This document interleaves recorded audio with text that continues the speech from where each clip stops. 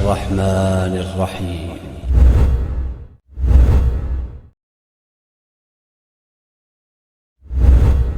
Bismillahirrahmanirrahim. Assalamualaikum warahmatullahi wabarakatuh.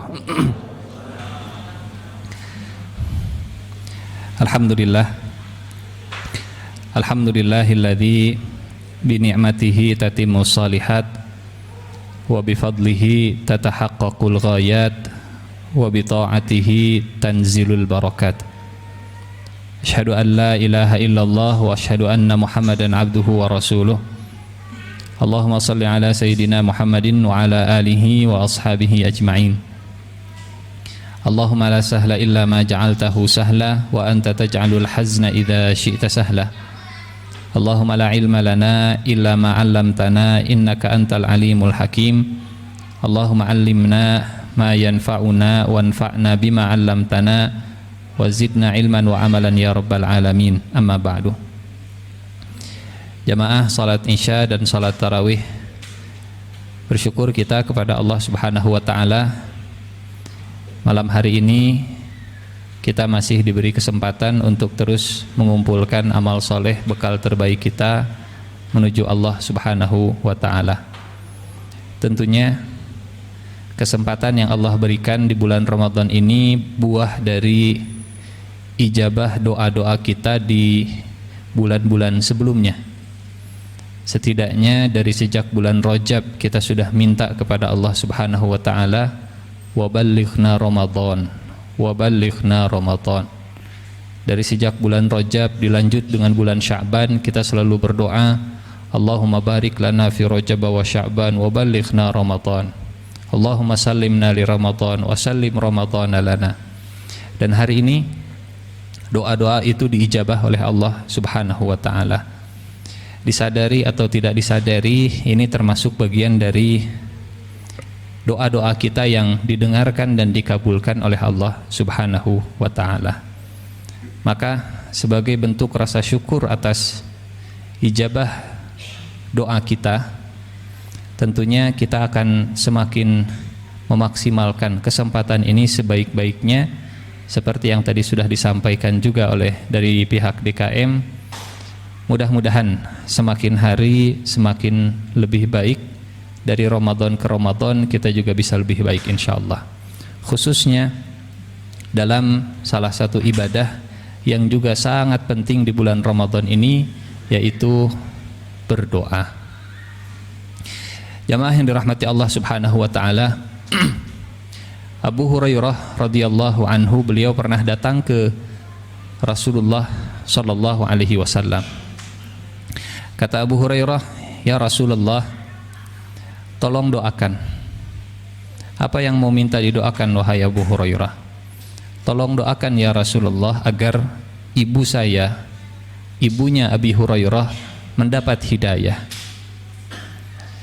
Rasulullah sallallahu alaihi wasallam kemudian mengangkat tangan dan berdoa kepada Allah Subhanahu wa taala, Allahumma hdi umma Abi Hurairah. Ya Allah, berikanlah hidayah kepada ibunya Abi Hurairah. Ya Allah, berikanlah petunjuk kepada ibunya Abi Hurairah. Ya Allah, berikanlah hidayah kepada ibunya Abi Hurairah. Yakin dengan ijabah doa tersebut, Abu Hurairah kemudian pulang ke rumah, datang ke orang tuanya, mengetuk pintu seperti biasa. Tiba-tiba Abu Hurairah mendengarkan dari dalam rumah, maka nakya Abu Hurairah, maka nakya Abu Hurairah, tetap diam di tempatmu wahai Abu Hurairah, jangan kemana-mana, jangan dulu masuk. Maka nakya Abu Hurairah. Dari dalam rumah Abu Hurairah mendengar ada gemericik air, entah apa yang dilakukan oleh ibunya. Tidak lama kemudian pintu rumah dibuka dan Abu Hurairah melihat ibu kandungnya dalam keadaan yang sudah bersih. Kemudian kata ibu Abi Hurairah, dengarkan wahai Abu Hurairah, asyhadu an la ilaha illallah wa asyhadu anna Muhammadan Rasulullah. Dengarkan dengan kedua telingamu wahai Abu Hurairah, aku bersaksi tidak ada Tuhan selain Allah dan aku bersaksi Muhammad adalah utusan Allah. Menangis seketika saat itu Abu Hurairah radhiyallahu anhu. Doanya diijabah oleh Allah Subhanahu wa taala. Doa Rasulullah sallallahu alaihi wasallam diijabah oleh Allah Subhanahu wa taala. Bahagia dengan ijabah doa seperti ini, Abu Hurairah langsung kembali ke Rasulullah sallallahu alaihi wasallam, berlari untuk memberikan kabar gembira ijabah doa Rasulullah sallallahu alaihi wasallam. Datang ke Rasulullah sallallahu alaihi wasallam, kata Abu Hurairah, "Ya Rasulullah, kabar gembira ya Rasulullah, kabar gembira." "Ada apa wahai Abu Hurairah?" "Ibu saya sudah menyatakan keislamannya, doa Anda diijabah wahai Rasulullah." "Alhamdulillah," kata Nabi, "segala puji milik Allah." Abu Hurairah ketika melihat bagaimana Allah Subhanahu wa taala mengijabah doa, saat itu juga Abu Hurairah meminta kepada Rasulullah sallallahu alaihi wasallam untuk didoakan lagi. Selama doa diijabah, selama doa didengar oleh Allah Subhanahu wa taala, kenapa tidak berdoa lagi saja? Kenapa tidak meminta lagi saja? "Ya Rasulullah, tolong doakan lagi." Apa lagi doanya? "Tolong doakan agar saya Abu Hurairah dan ibu saya dicintai oleh orang-orang yang beriman dan agar saya mencintai orang-orang yang beriman." Rasulullah sallallahu alaihi wasallam kembali meminta kepada Allah, "Allahumma habbib Aba Hurairah wa ummahu lil mu'minin wa habbibhuma lil mu'minin." Ya Allah, jadikanlah Abu Hurairah dicintai oleh orang yang beriman dan jadikanlah Abu Hurairah mencintai orang-orang yang beriman. Kata Abu Hurairah, setelah doa ini tidak ada seorang pun yang mendengarkan namaku kecuali dia pasti akan mencintaiku. Termasuk diantaranya kita yang malam hari ini mendengarkan secuil dari kisah Abu Hurairah radhiyallahu anhu, sedikit banyak akan terbersit rasa cinta kita kepada sosok Abu Hurairah dan ibu kandungnya. Jamaah yang dirahmati Allah Subhanahu wa taala, tidak jarang, bahkan sering syaitan membuat kita lupa dengan ijabah doa dari Allah Subhanahu wa taala. Mungkin bulan-bulan yang lalu, tahun-tahun yang lalu kita pernah meminta kepada Allah dan hari ini doa tersebut sudah diijabah, tapi kita sudah lupa dengan doa-doanya. Siapa yang membuat lupa? Syaitan. Syaitan membuat kita lupa bahwa dulu kita pernah berdoa. Kenapa syaitan seringkali membuat manusia lupa dengan doa-doanya di masa lalu? Karena tidak jarang ketika manusia sadar bahwa dulu dia pernah meminta kepada Allah dan kini yang diminta itu diberikan oleh Allah Subhanahu wa taala, menumbuhkan rasa optimis bahwa doanya didengar, doanya diijabah. Saat ini juga kita akan minta lagi kepada Allah Subhanahu wa taala.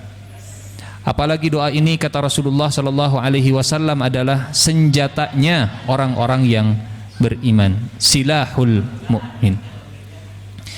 Jamaah yang dirahmati Allah Subhanahu wa taala, datang seorang Arab Badui ke Rasulullah sallallahu alaihi wasallam dan bertanya. Pertanyaannya tentang apakah Allah itu jauh atau Allah itu dekat? Ya Rasulullah, aqaribun rabbuna fanunaji am ba'idun rabbuna fanunadi? Ya Rasulullah, apakah Tuhan kita itu dekat sehingga kalau kita meminta cukup dengan bisik-bisik dia akan mendengarkannya? Ataukah Tuhan kita itu jauh sehingga kita harus berteriak lantang supaya terdengar olehnya? Tuhan kita jauh atau dekat ya Rasulullah? Rasulullah sallallahu alaihi wasallam tidak menjawab pertanyaan ini karena Allah yang langsung menjawabnya. Allah langsung yang menjawabnya. Bagaimana jawaban Allah? Malaikat Jibril kemudian turun dari langit membawa surat Al-Baqarah ayat 186, ditempatkan oleh Allah di tengah-tengah ayat yang berbicara tentang saum.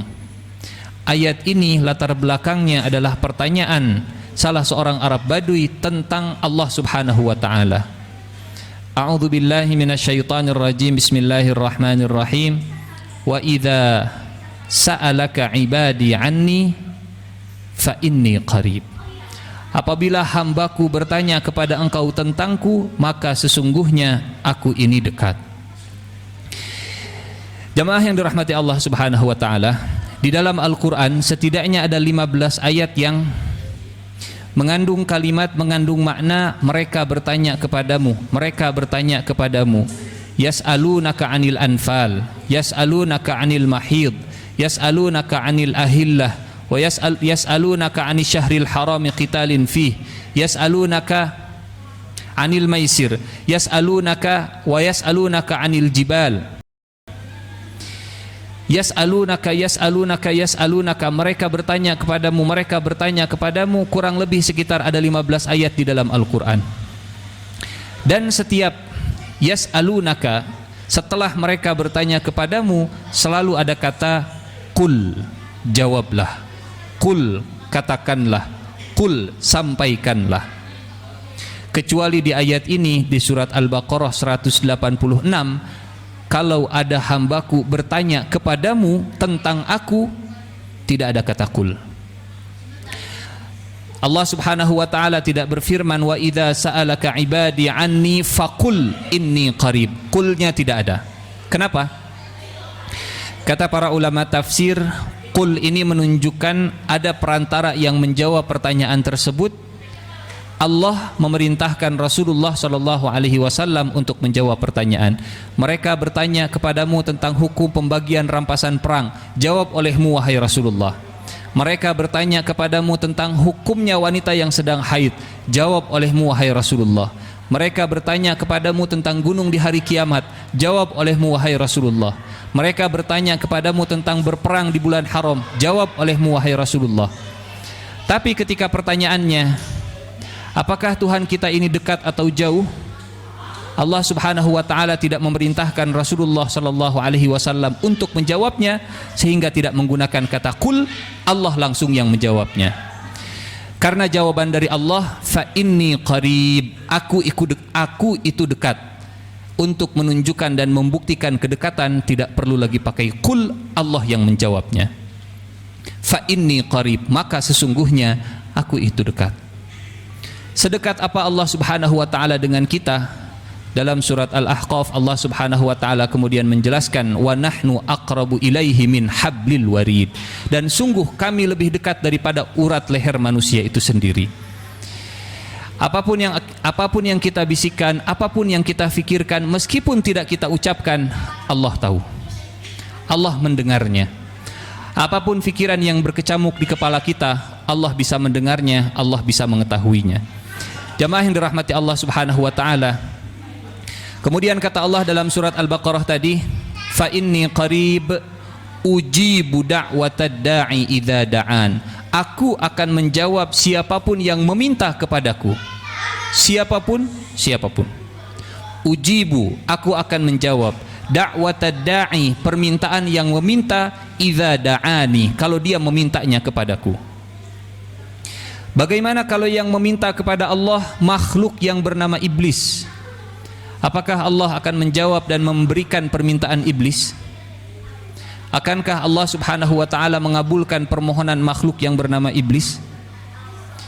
Allah menceritakan kisah ini di dalam Al-Quran. 7 kali Allah angkat kisah iblis di dalam Al-Quran. Di surat Al-Baqarah, di surat Al-A'raf, di surat Al-Hijr, di surat Al-Isra, di surat Al-Kahfi, di surat Toha, di surat Shad. Berulang kali Allah mengangkat kisah iblis di dalam Al-Quran. Di antara kisah iblis yang diangkat oleh Allah di dalam Al-Quran adalah permintaan iblis kepada Allah untuk panjang umur sampai hari kebangkitan. Apakah Allah memberikan permintaan tersebut? Atau Allah menolak permintaan iblis? Kapan iblis meminta panjang umur kepada Allah Subhanahu wa taala? Apakah sebelum diperintahkan sujud atau setelah menolak untuk sujud kepada Nabi Adam? Apakah sebelum diusir dari surga atau setelah terusir dari surga? Ternyata setelah kita membaca kisah iblis, permintaan iblis kepada Allah untuk dipanjangkan usianya sampai hari kiamat, setelah iblis menolak sujud kepada Nabi Adam, setelah Allah mengusirnya dari surga. Kata iblis, Rabbi fa'anzirni ila yaumi yub'atsun. Rabbku, tunda usiaku, panjangkan umurku sampai kapan? Kalau kita biasanya minta panjang umur seperti kemarin, panjangkan umurku sampai Ramadan, balighna Ramadan, balighna Ramadan. Mungkin lebih panjang dari itu, ya Allah saya pengen panjang umur supaya bisa melihat cucu saya, supaya bisa melihat anak saya menikah, supaya bisa melihat mantu saya nanti bagaimana. Kurang lebih seperti itu. Tapi iblis ketika minta panjang umur kepada Allah Subhanahu wa taala, tidak nanggung minta panjang umurnya, ila yaumi yub'atsun, sampai hari kebangkitan. Kira-kira kalau kita minta kepada Allah Subhanahu wa taala, akankah kita membatasi kemampuan Allah dengan fikiran kita? Kita sedikit belajar dari bagaimana iblis meminta kepada Allah Subhanahu wa taala. Iblis ketika meminta kepada Allah, seolah iblis tidak membatasi kemampuan Allah Subhanahu wa taala. Ya Allah, di tangan-Mu lah, dalam kekuasaan-Mu lah umur makhluk, dan Engkau bisa memanjangkan umurku sampai hari kebangkitan, saya minta itu. Kalau kita kumpulkan doa-doa yang ada di dalam Al-Quran, jamaah yang dirahmati Allah Subhanahu wa ta'ala, kesimpulannya atau di antara kesimpulannya satu, plafonnya sangat tinggi sekali. Artinya doa-doa yang ada di dalam Al-Quran tidak membatasi kemampuan Allah Subhanahu wa ta'ala dengan kemustahilan yang ada di fikiran manusia. Artinya, kalau kita meminta, jangan sampai bersuudzon, berprasangka buruk kepada Allah bahwa Allah tidak mampu mengabulkan apa yang kita minta. Bagi manusia ada yang namanya mustahil. Bagi Allah adakah yang namanya mustahil? Allah tidak ada yang namanya mustahil. Semua tidak mustahil bagi Allah Subhanahu wa ta'ala. Dosa kita banyak, tapi kita pengen masuk surga Firdaus. Apakah mustahil bagi Allah? Tidak ada yang mustahil bagi Allah. Rizki kita terbatas, tapi kita ingin pergi haji tahun ini juga. Apakah ada yang mustahil bagi Allah? Tidak ada yang mustahil bagi Allah. Contoh misalnya doa Nabi Ibrahim alaihi salam. Ketika meninggalkan Siti Hajar di kota Mekah yang tidak ada tanam-tanaman, tidak ada tumbuhan, tidak ada air dan tidak ada orang. Inni askantu min dzurriyyati biwadin ghairi dzi zar'in, di lembah yang tidak ada tanam-tanaman. Apa permintaannya? Warzuqhum minats tsamarat, ya Allah beri rizki untuk keluargaku berupa buah-buahan. Tempatnya tidak ada tanam-tanaman, tempatnya tidak ada air, tapi permintaannya buah-buahan.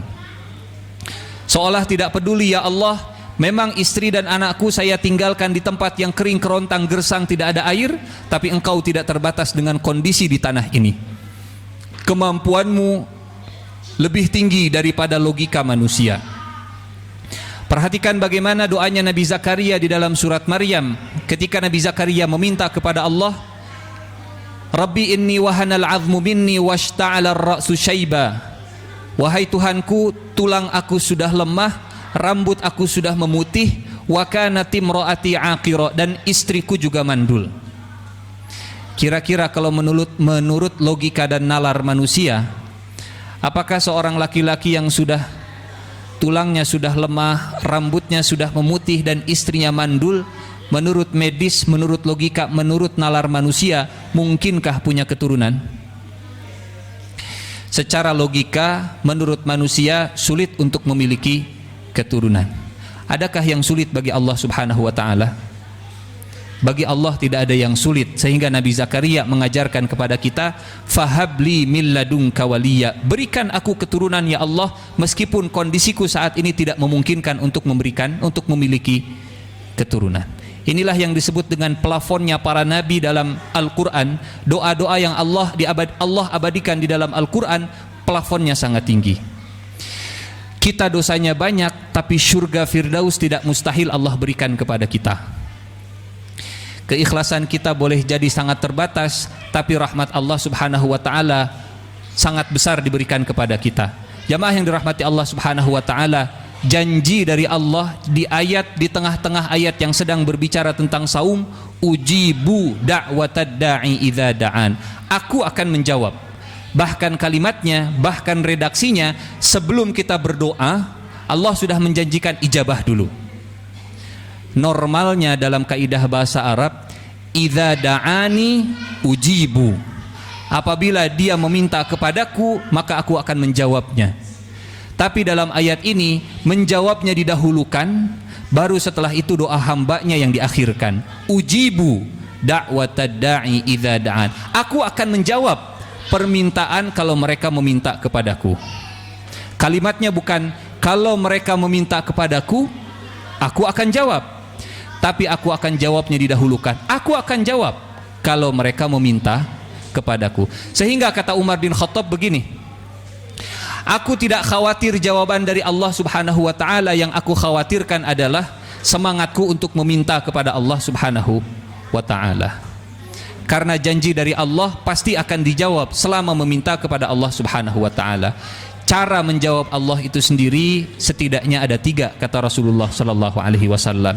3 cara Allah menjawab doa kita. Yang pertama, Allah akan berikan persis seperti yang kita minta dan tidak akan pernah tertukar. Kalau malam ini seluruh jamaah yang ada di masjid, baik yang di lantai 1, di lantai 2, baik yang bapak-bapak, yang ibu-ibu, orang dewasa atau anak-anak, semua mengangkat tangan, semua berdoa dengan doa yang berbeda-beda, akankah Allah tertukar dalam mengijabah doa-doa kita? Tidak. Yang satu minta dikasih jodoh, yang satu minta punya peternakan domba, pasti tidak akan tertukar. Yang minta jodoh tidak akan dikasih domba, yang minta domba tidak akan dikasih jodoh. Tidak akan tertukar walaupun kita berdoa di waktu yang sama, di tempat yang sama, dengan doa yang berbeda-beda. Kalau kita berbicara dengan manusia, dengan orang, kita ngobrol dengan satu orang, diajak ngobrol dengan orang yang kedua, pembicaraan orang pertama kita lupa, atau kita tidak konsentrasi, kita tidak fokus. Apalagi kalau kita diajak bicara oleh orang banyak, kita akan lebih sulit untuk fokus. Jamaah yang dirahmati Allah Subhanahu wa taala, Allah tidak akan pernah salah dalam memberikan ijabah atas doa-doa kita. Ini cara yang pertama Allah mengijabah doa kita. Cara yang kedua, mungkin tidak dikasih persis apa yang kita minta, tapi Allah akan memberikan yang lebih baik dari yang kita minta. Ya Allah, saya ingin punya motor di akhir bulan April ini. Allah tidak memberikan motor, Allah justru memberi kita helikopter. Mustahilkah bagi Allah? Tidak ada yang mustahil. Ya Allah, saya ingin punya anak 2, tapi dikasih oleh Allah berapa? 2, 3, 4 dan seterusnya. Yang pertama, Allah memberikan sesuai dengan yang kita minta. Yang kedua, Allah memberikan yang lebih baik dari yang kita minta. Yang pasti kalau kita sudah minta, dikasih, diijabah oleh Allah Subhanahu wa taala. Yang ketiga, kata Rasulullah sallallahu alaihi wasallam, mungkin tidak persis seperti yang kita minta, mungkin tidak dikasih lebih baik dari yang kita minta, tapi yang ketiga, doa-doa kita akan dikonversi menjadi pahala yang akan kita temukan ganjarannya nanti di akhirat insyaallah. Jamaah yang dirahmati Allah Subhanahu wa taala, terlebih di bulan Ramadan ini begitu banyak waktu yang jangan sampai tersia-siakan dalam berdoa. Setidaknya ada 2 waktu yang sangat penting, 2 waktu yang jangan sampai kita melupakannya untuk berdoa meskipun hanya sesaat. Yang pertama ketika berbuka, yang kedua ketika sahur. Ketika berbuka, Rasulullah sallallahu alaihi wasallam menegaskan, walis shaimi, dan bagi orang yang sedang saum, inda fitrihi, ketika akan berbuka, da'watun la turaddu, doanya tidak akan tertolak. Jangan sibuk untuk mencari televisi mana yang lebih dulu azannya, jangan sibuk mendengarkan radio lebih dulu mana azannya. Kita fokus bagaimana agar waktu sebelum azan maghrib Allah Subhanahu wa taala mengijabah doa-doa kita. Insya Allah dari Masjid Al-Muhajirin terdengar azan ke rumah kita. Insya Allah. Selesaikan persiapan iftar 10-15 menit sebelum azan maghrib, duduk di depan meja, duduk di depan takjil kita, kita berdoa bersama dengan keluarga atau masing-masing, silahkan, karena itu momen waktu yang tidak akan ditolak doa kita oleh Allah Subhanahu wa taala. Yang kedua, ketika kita sahur, jangan sampai momen sahur kemudian dicuri oleh televisi. Sibuk kita menonton acara televisi ketika sahur, kemudian kita lupa meminta kepada Allah Subhanahu wa ta'ala. Karena momen ketika sahur adalah sepertiga malam terakhir ketika Allah Subhanahu wa ta'ala turun ke langit bumi memanggil, siapa yang berdoa akan saya ijabah, siapa yang beristighfar akan saya ampuni, siapa yang memohon akan saya berikan. Dua momen ini setidaknya yang paling istimewa di bulan Ramadan, mudah-mudahan tidak kita sia-siakan untuk berdoa kepada Allah Subhanahu wa taala. Jamaah yang dirahmati Allah Subhanahu wa taala, ini saja mungkin yang bisa disampaikan tentang berdoa di bulan Ramadan. Mudah-mudahan termasuk bagian dari amaliyah Ramadan yang tadi sudah disampaikan dari pihak DKM, berdoa di waktu berbuka dan berdoa di waktu sahur. Apapun doanya, insya Allah Allah akan mengijabah kita semua. Kita bukan iblis yang menolak tunduk kepada perintah Allah. Iblis saja diijabah, apalagi kita, insya Allah. Terima kasih atas segala perhatiannya. Kurang lebih ini saja yang bisa disampaikan. Aqulu qauli hadza wa astaghfirullah li wa lakum. Wassalamualaikum warahmatullahi wabarakatuh.